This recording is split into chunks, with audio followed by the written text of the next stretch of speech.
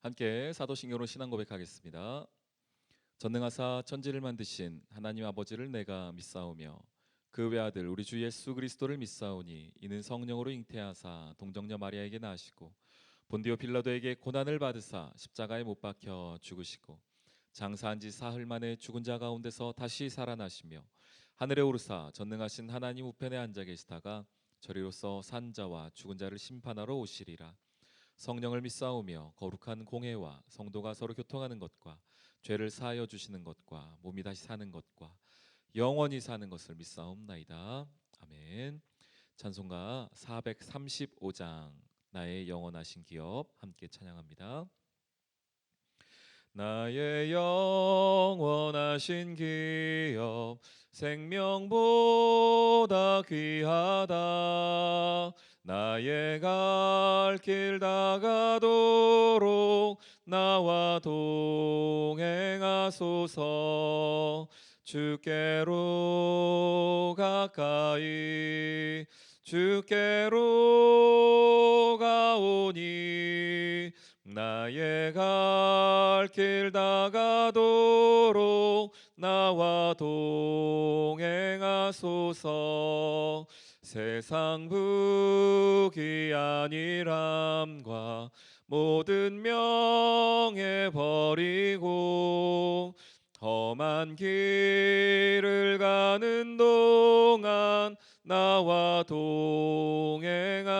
동행하소서. 주께로 가까이 주께로 가오니 나의 갈 길 다가도록 나와 동행하소서.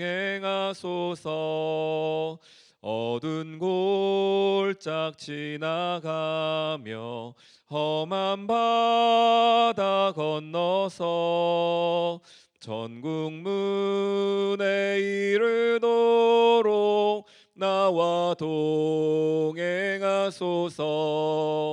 주께로 가까이 주께로 가오니 나의 갈 길 다가도록 나와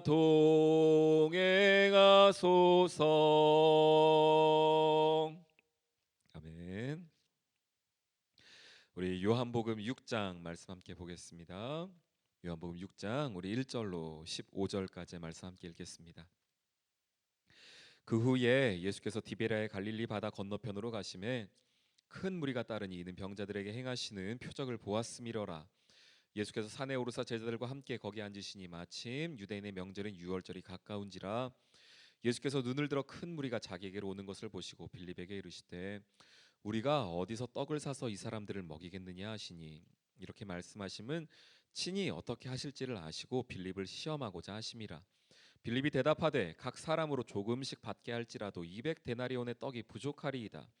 제자 중 하나 곧 시몬 베드로의 형제 안드레가 예수께 여짜오되 여기 한 아이가 있어 보리떡 5개와 물고기 2마리를 가지고 있나이다. 그러나 그것이 이 많은 사람에게 얼마나 되겠사옵나이까. 예수께서 이르시되 이 사람들로 앉게 하라 하시니 그곳에 잔디가 많은지라 사람들이 앉으니 수가 5천 명쯤 되더라. 예수께서 떡을 가져 축사하신 후에 앉아 있는 자들에게 나눠 주시고 물고기고 그렇게 그들의 원대로 주시니라.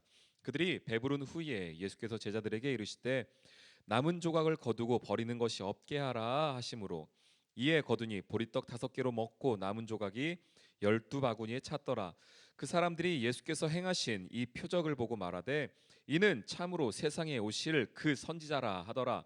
그러므로 예수께서 그들이 와서 자기를 억지로 붙들어 임금으로 삼으려 온 줄 아시고 다시 혼자 산으로 떠나 가시니라. 아멘. 예, 오늘 요한복음 6장 5천 명을 먹이셨던 일명 오병이어 사건이라고 하지요. 우리 마태복음 14장, 또 요한복음 6장, 마가복음 9장 또한 함께 나오고 있는 말씀인데요. 이 말씀 가운데에서 예수님께서 오늘 또 우리에게 주시는 은혜가 있을 것입니다. 잘 안다라고 우리가 잘 알고 있고, 이 사복음서 모두에 나오고 있는 이야기이기 때문에 우리가 잘 알고 있고 참 유명한 이야기인데, 이 이야기 가운데 하나님 주신 은혜들도 함께 나누길 원합니다. 먼저 내용 자체는 뭐 어렵지 않습니다. 그런데 여기서 함께 보면은요, 항상 이 성경을 보실 때에는 이 장소, 그리고 또한 어떤 시기, 어떤 절기, 어떤 때, 이런 것들을 잘 보시면 그 본문을 조금 더 이해하는데 이제 유익하다 하겠습니다. 오늘 먼저 그 후에 예수께서 디베라의 갈릴리 바다 건너편으로 가셨다라고 나오고 있습니다. 갈릴리 바다 건너편으로 나오셨는데, 마가복음에서 보면은요, 이 부분을 또 디베라 광야라고까지 표현을 하고 있거든요. 그러니까 광야 땅, 혹시 넓은 땅, 이런 곳으로 보면 되겠습니다. 자, 그곳에 갔는데 여기에 많은 사람들이 모여 있습니다. 한번 광야에서 넓은 땅에 모인 사람들, 그리고 넓은 땅에 많은 사람들이 있는 것, 어떤 모습이 좀 그려지지 않으십니까? 예, 우리 출애굽할 때에 이스라엘 백성들을 생각해 볼게요.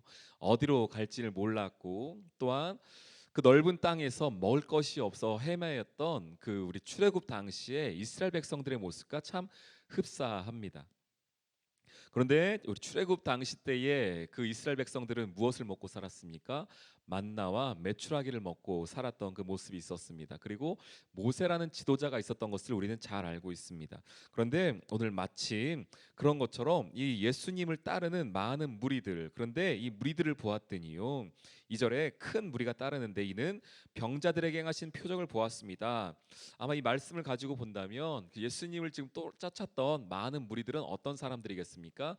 형편이 어려운 사람들, 또한 병자들, 또한 사회적으로 인정받지 못하는 사람들, 이런 사람들이 지금 예수님을 많이 쫓아왔다는 것입니다.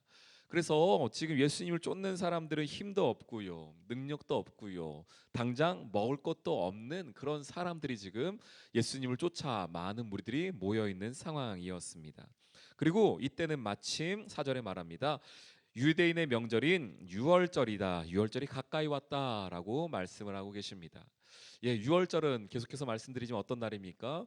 출애굽할 때에 이스라엘 백성들이 구원받았던 그 날로서 어린 양의 피와 어린 양의 고기로 말미암아 먹고 피를 발랐던, 그래서 이 구원받았던 바로 그 날인데, 마침 유대인의 명절인 유월절도 가까이 왔다라고 말씀을 하고 있습니다. 그러면은 지금 이 상황을 살펴보면은요, 광야의 넓은 땅에 모여 있는 힘없는 사람들, 그리고 생명도 소망도 없는 사람들, 자기 병도 고칠 수 없는 사람들, 이런 사람들이 유월절 근처에 유월절에 마침 모여 있는 상황이었던 것입니다. 근데 그때 예수님이 어떤 사건을 펼치시냐면, 어린아이가 갖고 왔었던 보리떡 5개와 물고기 2마리를 가지고서 많은 사람들, 몇 명을 먹으십니까? 무려 5천 명의 사람들, 10절에 보니까요 5천 명쯤, 아마 남자만 5천 명이었을 테니까요. 그럼 뭐 적어도 15,000명 이상의 사람들이 함께 먹고, 이 사람들이 먹는데 배불리 먹고 원대로 먹는 그런 모습이 나오게 됩니다. 오늘 이 모습을 통하여서 우리는 단순히 예수님께서 먹을 것을 주셨다, 먹는 놀라운 기적을 행하셨다, 이 정도 모습이 아니라 기억할 것은, 예수님께서는 출애굽 당시 때에도 먹을 것을 제공하셨고 구원하셨던 바로 그 예수님, 어린 양의 피가 되셨고, 당시에 출애굽할 때는 어린 양의 피가 되셨고, 유월절 당시에는 어린 양의 피와 고기가 되어 주셨고, 광야를 살아갈 때에는 만나와 메추리가 되셨던 바로 그 예수님. 그런데 오늘 이 시대 가운데에는 우리를 향한 구원의 메시지를 주시며 구원의 생명의 떡이 되시는 바로 그 예수님을 보여주고 있습니다. 그래서 이 말씀을 통하여서 우리가 배우게 되는 것은 무엇이냐면, 성도는, 하나님의 자녀들은 무엇을 먹고 사느냐라는 것입니다. 어떤 것을 가지고 살아가냐는 것입니다. 사도 스테반 집사님께서는 우리의 광야, 우리의 삶을 뭐라고 표현하냐면, 이 땅을 살아가는 성도들은 광야 교회를 걸어가는 것과 같다라고 말씀하셨어요. 사도행전 7장에 보면 그런 말씀을 하시는데요, 광야를 살아가는 성도들, 광야교회를 살아가는 성도들이 과연 먹고 우리가 발해할 것이 무엇이냐, 세상에 먹을 것이냐, 아니라는 것입니다. 바로 생명의 떡이신 예수님 그분 자체라는 것입니다. 그리고 오늘 제가 다 읽진 않았지만 예수님께서 22절 이후에 이 상황을 말씀하시면서 생명의 떡이다라고 분명하게 이 상황을 말씀하고 계셨다는 것입니다. 그래서 이 사건은 단순히 한 끼 잘 먹고 배불리 먹였다라는 사건이 아니라, 하나님의 백성들은 무엇을 먹고 살아가느냐라는 것입니다. 우리 말씀 한 절 찾아보겠습니다. 시편 37편 말씀 보면은요. 시편 37편 3절 말씀인데요. 제가 한번 읽어볼게요. 이렇게 말씀하고 있어요. 여호와를 의뢰하고 선을 행하라. 땅에 머무는 동안 그의 성실을 먹을거리로 삼을지어다. 뭐라고 말합니까? 하나님을 의뢰하라라고 말씀하세요. 하나님을 믿어라 이렇게 말하는 겁니다. 하나님을 신뢰해라라는 겁니다. 의뢰하라라는 표현은요. 그리고 선을 행하라. 이건 성도의 기본적인 삶의 자세이죠. 그러면은 어떻게 살아가게 되느냐? 하나님을 신뢰하고 선을 행하는 사람들이 살아가는 방법이 나오는데 3절에 뭐라고 말하냐면요. 땅에 머무는 동안, 이 땅을 살아가는 동안에 네가 먹을거리가 이거다라고 말합니다. 근데 그 먹을거리가 뭐냐? 하나님의 성실을 먹을거리 삼아 살아가게 된다는 겁니다. 하나님의 성실을 먹을거리 삼는다. 이 땅 가운데 빵과 밥과 고기를 먹을거리 삼는 게 아니라 내가 일해가지고 돈으로 먹을거리 사는 것이 아니라 하나님을 의뢰하고 선을 행하는 사람들은 어떻게 살아가는가? 이 땅을 살아가는 동안에, 이 땅에 머무는 동안에 그의 성실하심이, 그의 인내하심이, 그의 인자하심이, 그의 헤세드가 하나님의 먹을거리가 된다. 우리의 먹을거리가 된다라고 말씀하신다는 겁니다. 이게 성도가 살아가는 방법입니다. 성도가 이 땅을 살아가는 방법입니다. 그리고 오늘 그 모습을 보여주신 게 바로 이 오병이어 사건입니다. 우리 귀한 성도님들, 하나님의 성실하심을 먹을거리 삼아 살아가는 여러분 되기를 소망합니다. 내 힘으로 먹을거리를 마련하는 삶이 아니라, 내 계획으로 먹을거리를 만들어내는 삶이 아니라 하나님을 의뢰하여, 하나님을 신뢰하여 그분의 말씀 따라서, 그분 자체가, 예수님 자체가 하나님의 성실하심과 인내하심이, 그분의 약속이 내 삶의 먹을거리 삼아 이 땅을 살아가는 동안에, 이 광야길을 걸어가는 동안에 그분을 먹을거리 삼아 살아간 여러분 되기를 소망합니다. 그것이 믿음을 갖고 살아가는 사람들이라는 것입니다. 오늘 이 하루도 하나님의 성실하심을 먹을거리 삼아 살아가는 여러분 되기를 소망합니다. 그리고 그분의 성실하심이 여러분의 삶에 가득하시길 주님의 이름으로 축원합니다. 오늘 하루도 우리 함께 기도하며 승리하시기를 주님의 이름으로 소망합니다. 우리 함께 기도하겠습니다. 먼저 생명의 떡이신 예수님을 바라보며 살아가게 해주십시오. 또한 섬김의 자리가 아니라 주님을 높이는 자리가 되게 해주십시오. 가정과 교회 나라를 위하여서 우리 함께 기도하며 나아가도록 하겠습니다. 하나님 감사합니다. 오늘 이 하루 주님 앞에 나아가며 생명의 떡이신 예수 그리스도를 바라보며 살아간 저희들 될 수 있도록 인도하여 주시옵소서. 그 은혜 가운데 거하길 소망합니다. 온전히 예수님을 바라보며 나아가길 소망합니다. 우리의 영원한 생명 되신 예수님을 바라보며 그분을 우리의 먹을거리 삼아 살아갈 수 있도록 역사하여 주시옵소서.